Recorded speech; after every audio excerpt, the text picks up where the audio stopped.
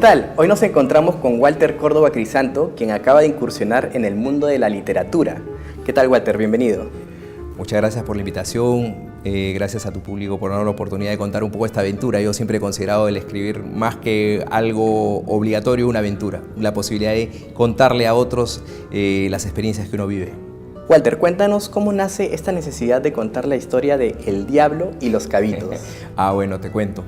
En realidad, estoy tratando de hacer algo distinto a lo que normalmente uno hace, y la idea nació un día en el que mi hijo me pidió que le contara una historia, un cuento, pero no de los cuentos que tenía él en su estante, ¿no? Sino un cuento que él no hubiera escuchado antes, me dijo, ¿no? Y entonces me puse a pensar en todo lo que yo había vivido y que era un mundo tan distinto al que él tenía, al que él crecía. Entonces dije, bueno, vamos a contarle una historia de mi experiencia.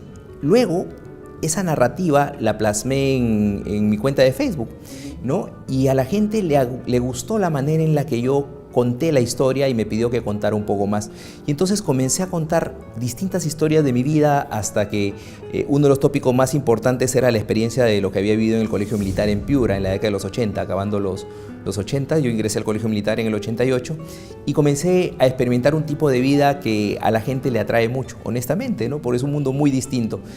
Y comencé a contar estas anécdotas. Yo las llamo anécdotas porque son relatos bastante breves que narran situaciones que viví en el Colegio Militar. Luego, cuando menos me di cuenta, íbamos a cumplir 25 años de egresado del Colegio Militar y dije, caray, ¿será la ocasión de hacer una recopilación de todas estas anécdotas que he estado contando en el Facebook y que a la gente le ha llamado la atención? Bueno, pues primero lo bajé a un Word, lo ordené secuencialmente de acuerdo a mi experiencia, a lo que había vivido en el Colegio Militar, y le pedí a una amiga, Melissa Osores, que me ayudara a compaginar este libro, y finalmente ella me ayudó a hacerlo realidad. Este libro lo llevé a la boda de plata de mi colegio, de mi promoción, y se lo obsequié a los chicos que habían crecido conmigo, se lo obsequié al colegio, y está compuesto de eso, ¿no? De todas las experiencias, las vivencias. Como le dije al director en su oportunidad, era interesante ver cómo ha cambiado el colegio desde el momento en el que nosotros estuvimos hasta el momento actual en el que nosotros celebrábamos 25 años de haber egresado. Hay que aclararle a nuestro público que se trata del Colegio Militar Pedro Ruiz Gallo en Piura, ¿verdad? Así es el Colegio Militar Pedro Ruiz Gallo en Piura, y el periodo en el que yo estuve fue de 1988 a 1990. Ahora, tú en tus historias cuentas también y se notan las diversas tonalidades, los diversos colores, ¿no? Dentro de tus relatos con los Cabitos, el Diablo, todas tus peripecias que tú tienes para este momento de vida, ¿no? Que te tocó. ¿Qué representa el color verde olivo para ti? Mira, el color verde olivo en un principio podría decirte que es como que el lugar en donde acabé mi formación. Uno siempre se forma en el hogar, ahí te dan los valores, te dan las ideas de cómo es el mundo.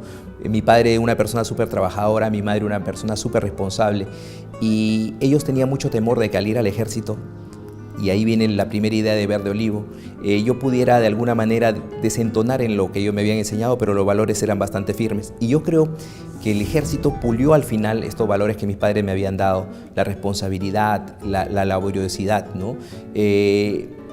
Para mí, el verde olivo era un ideal.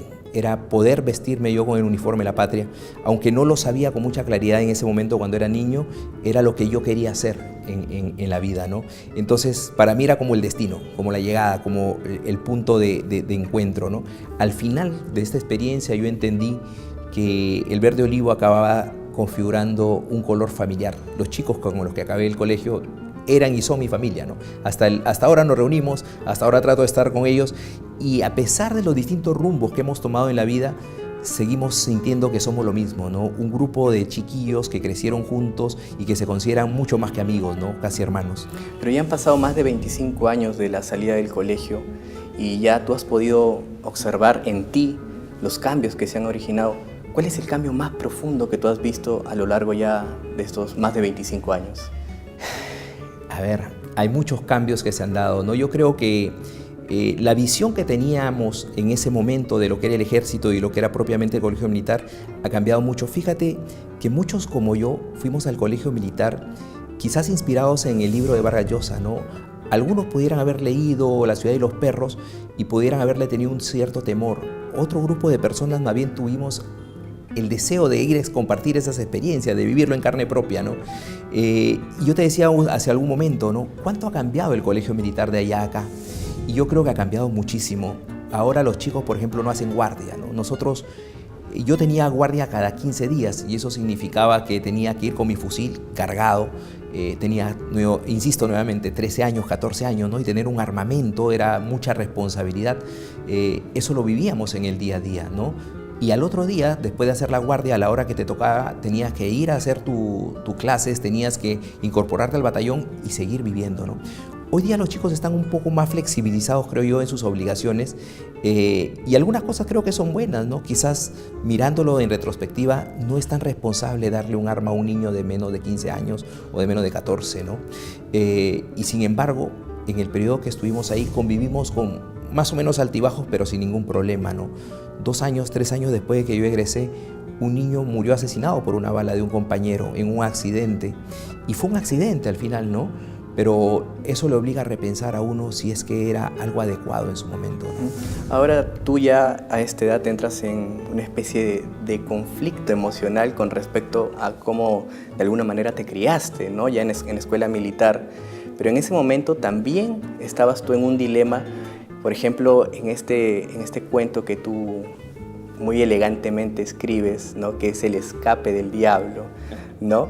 Porque tú ahí de alguna manera quieres honrar tu palabra frente a tu amigo con el que te escapaste, pero también entras en el dilema de si lo hago, esto no es correcto, ¿no? Así es. ¿Cómo tú sopesas en ese momento, ¿no? Todo lo que hiciste y cómo tú ahora lo reflexionas? Sí, fíjate, yo te decía hace algunos momentos, ¿no? Que quizás uno de los principales activos que llevé al colegio militar fueron los valores que mi padre me dieron, ¿no? Y entre ellos responsabilidad, ¿no? Entonces, mi padre nunca había estado en el ejército, pero antes de partir me dio un consejo, me dijo, hijo, sé obediente y haz lo que te ordenan, ¿no? Y sin embargo, yo había sido obediente todo el tiempo, de hecho era de los mejores cadetes, siempre había sido de los primeros alumnos y nunca me había escapado. Pero nunca había intentado siquiera escaparme, ¿no? Y sin embargo, había leído en el libro de Vargas Llosa cuando se escapaba, ¿no? Él decía tirar contra, ¿no? Y nosotros le decíamos tirar muro, y yo veía que mis amigos se escapaban con mucha frecuencia, ¿no? Yo sentía que acababa el colegio militar y no había podido experimentar uno de esas sensaciones que uno tiene mientras está en el internado. Fíjate que faltaban 2 semanas, como lo narro en el libro, para que acabara el colegio militar y no me había escapado, ¿no? Y entra ese dilema, ¿no? Muchas cosas, muchos sentimientos en una mente de un niño que comienzan a girar, ¿no? Se acaba el colegio, no he sentido que es escaparse, escaparse es malo, pero por otro lado le había prometido a un amigo y tengo que honrar con ese amigo, hermano, la palabra. La curiosidad de la que tú hablas. Imagínate, ¿no? Había tantas cosas en ebullición que en un determinado momento dije, basta ya, hagámoslo y no lo pensemos más, ¿no? Y entonces de ahí viene toda la secuencia de cosas que ocurrieron, ¿no? Y incluso me atraparon, me dispararon y sentí quizás por primera vez el miedo a morir. A pesar de todo lo que había vivido en el colegio militar, muchas situaciones que incluso te ponen en riesgo, en ese momento cuando escuché el disparo saliendo al cielo, recién pensé en que la muerte era algo cercano, ¿no? Por primera vez en mi vida. Muy interesantes tus relatos, Walter. ¿Y ya tienes preparado algún otro libro? ¿Se viene algo nuevo? ¿Te vas a lanzar ya al mundo literario? Mira que me encantaría hacerle un espacio bastante valedero y sincero, ¿no? Yo escribo por el placer de compartir con los demás. De hecho, sigo escribiendo en Facebook algunas veces y sentir que la gente lee lo que uno escribe creo que es muy gratificante. Más de uno me ha dicho, oye, con todo lo que has hecho ya deberías hacer un libro. Sí, yo creo que con lo que he hecho podría salir otro libro. De hecho, estaba preparando con Melissa, mi amiga que me apoya en esta aventura, otro libro que se llama A la luz de los mecheros, ¿no? El nombre me ayudó a fabricarlo mi esposa siempre me ayuda en la elaboración de los nombres. ¿Por qué ese nombre? A la luz de los mecheros porque está comprendido por relatos que mi padre me contaba en la década de los 80 cuando se iba la luz. Y es que en ese momento la luz se iba a cada rato.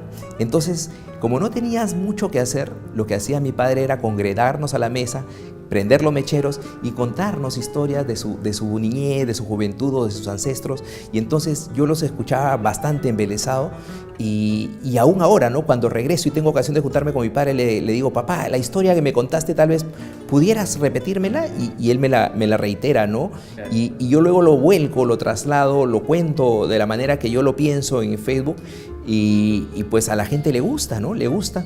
Y con todo aquello que he podido volcar allí, me parece que Facebook es una herramienta que nos permite acercar a la gente a la lectura. Fíjate que son relatos bastante breves. Trato de que la gente no se aburra leyendo algo que es excesivamente largo, y eso hace que la gente pueda acabarlo en un viaje pequeño, cuando toma su combi, cuando está yendo al trabajo, y pueda después, a través de los comentarios, trasladarte sus propias experiencias, sus sensaciones y ello, ¿no? Sí, ojalá que podamos concretar este esfuerzo que tenemos en cartera. Digamos que el material está bastante avanzado, hay que pulirlo, eso requiere un poco de tiempo. Esperemos darnos el tiempo suficiente para poder llevar a los demás estas historias que no solo son mías, ¿no? Son de mi padre, incluso son de mis hijos, cosas que van y corresponden a la vida diaria y que nos dan, yo creo, bastante forma de ver la vida, nos permiten conocer cómo nosotros y cómo los otros enfocan la vida. Nos van aleccionando, ¿no? También. Sin duda que tus lectores y nuestros espectadores estarán a la expectativa de un nuevo material, una nueva iniciativa literaria de tu parte. Muchas gracias por acompañarnos, Walter. Muchas gracias a ti, muy amable.